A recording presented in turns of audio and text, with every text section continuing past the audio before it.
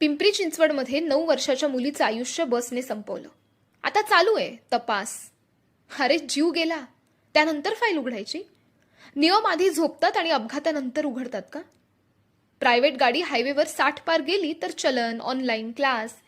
पण शहरात पीएमपीएल बस 70-80 ला उडाली तर सायलेन्स. सरकारी वाहन म्हणत पुढे.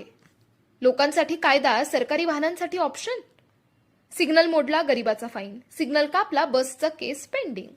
कायदा कोणासाठी? त्या नंबर प्लेटसाठी की त्या 9 वर्षाच्या जीवासाठी? शहर गर्दीचं असतं म्हणून स्पीड लिमिट 50 लॉक करायची. बस ड्रायव्हरच्या घड्याळावर शहर चालवायचं नाही. आम्ही पब्लिक आणि PMPL fast public destruction system. मुलं रस्त्यावर पुस्तक घेऊन चालतात, बस टायमिंग बुक घेऊन उडते. अपघात झाल्यावर प्रेस नोट आणि अपघात होण्यापूर्वी नो ॲक्शन. चालक चूक करतो पण सिस्टीम नियम एन्फोर्स करते. जाब फक्त चालकालाच का?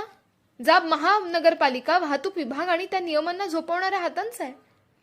सरकार कायदा लोकांवर वापरता तुमच्यावर कधी लागू करणार? एका 9 वर्षाच्या जीवाचं उत्तर तपास सुरू आहे इतकं स्वस्त आहे का?